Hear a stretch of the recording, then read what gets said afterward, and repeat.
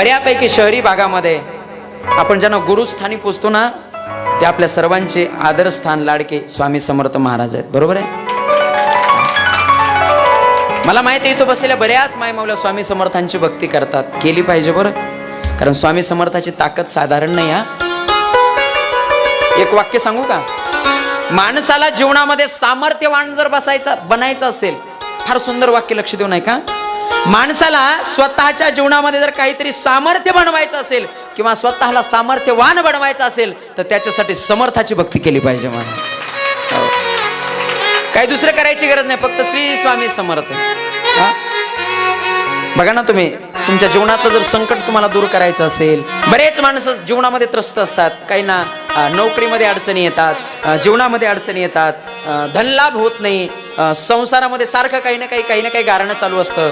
एक वाक्य सांगू का महाराज, दररोज नित्यनेमानं तुम्ही घरामध्ये पूजा करत असताना स्वामी समर्थाचा फक्त 21 वेळा जप करा. 21 वेळा, फक्त 21 वेळा. माझ्या जीवनातला अनुभव सांगतो, मी माझ्या स्वतःच्या जीवनातला अनुभव सांगतो. दररोज सकाळी नित्यनेमानं तुम्ही पूजा करत असताना देवाच्या जवळ बसायचं, देवालयाजवळ बसायचं आणि श्री स्वामी समर्थ, श्री स्वामी समर्थ फक्त 21 वेळा जप करा. बघा, नक्कीच तुमच्या जीवनातली संकट दूर झाल्याशिवाय राहणार नाही. ती स्वामी समर्थाची ताकद आहे.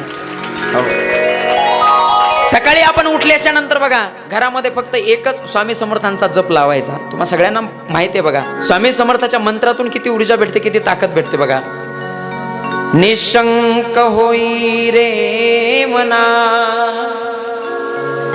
निर्भय होई रे मना, प्रचंड स्वामी बळपाठीशी नित्य आहे रे मना.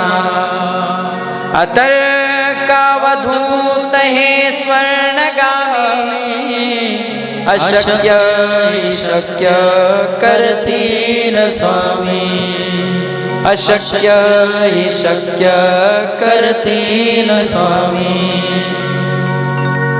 किती गोड वाटतं नाही का ऐकायला. मी नेहमी सांगत असतो, माझ्या जीवनातला एक अनुभव सांगतो. मी स्वामी समर्थांना गुरुस्थानी मानतो महाराज.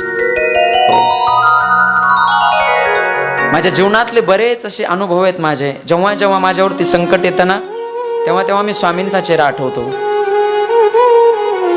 बऱ्याचदा माझ्या जीवनामध्ये मला आलेला अनुभव सांगतो आणि स्वामी दर्शन पण तशा रूपाने देतात. बघा, माझा अनुभव आहे, मी जेव्हा जेव्हा सहज असं जर एखाद्या वेळेस गाडीत बसलो आणि गाडीत बसल्याबरोबर जर मला स्वामींची आठवण